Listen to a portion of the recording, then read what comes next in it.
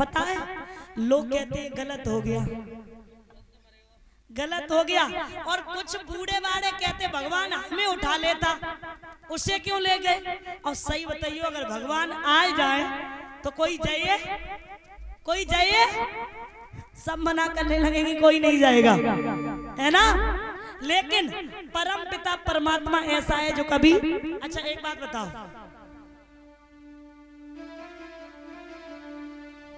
अगर तुम्हारे ऊपर बचपन है, बचपन, और बचपन में तुम्हारे सामने एक तरफ 1 लाख रुपए रख दिए जाए और एक तरफ खिलौने रख दिए जाए तो आप क्या चुनोगे? क्या चुनोगे?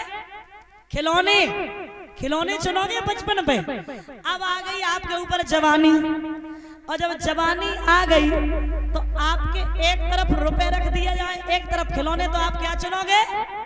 रुपए चुनोगे। अब आ गया बुढ़ापा, बुढ़ापा, अब एक तरफ आपके सामने रुपए रख के और एक तरफ परिवार, आप क्या चुनोगे?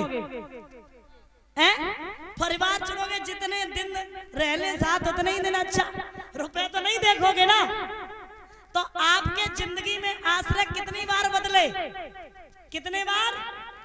3 बार। इंसान जानता तो सब है लेकिन मानता नहीं है। शराब पीना गलत है कि नहीं है परीक्षित जी? गलत है, कतई गलत ना। जुआ खेलना गलत है कि नहीं है? किसी को बेफजूल सताना गलत है कि नहीं है? लेकिन इंसान जानता तो सब है लेकिन मानता नहीं है। एक युवक और यमराज की बड़ी सुंदर कहानी आपको सुनाते हैं हम। एक युवक था जिसकी उम्र थी लगभग 30 साल। कितनी? 30 साल।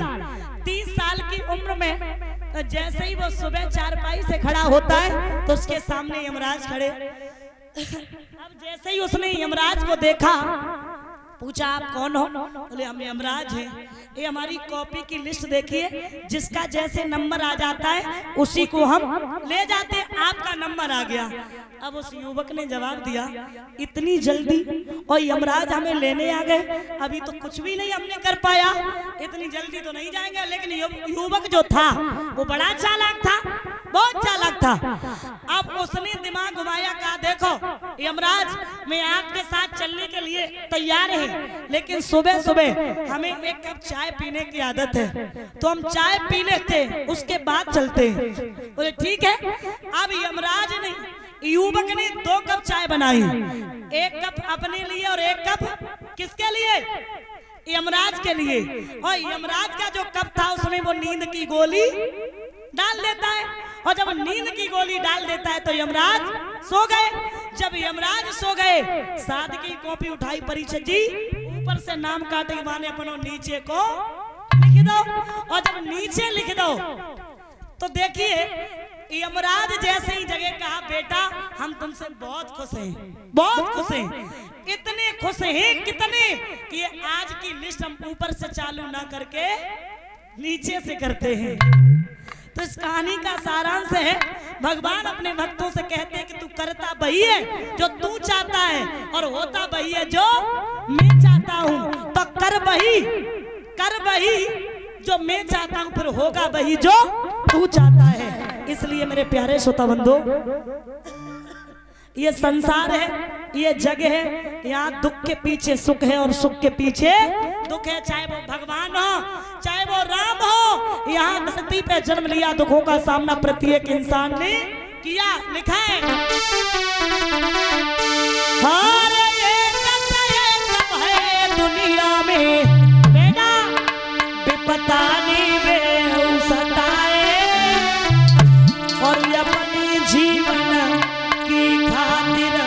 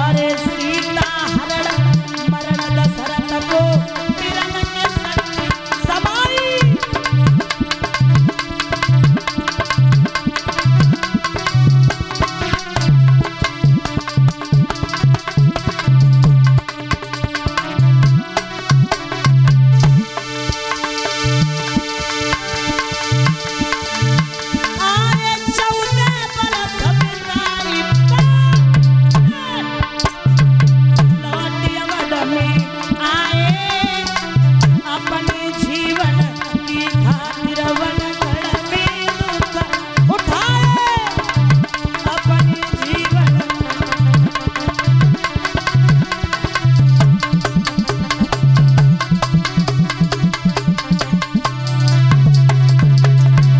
याद रखना भगवान श्री राम दुखों का सामना किया क्या या नहीं किया? क्यों?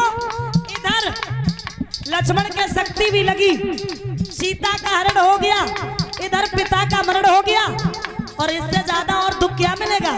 अब आ जाइए राम को छोड़ करके कृष्ण। क्या कृष्ण ने दुखों का सामना नहीं किया? ध्यान देना।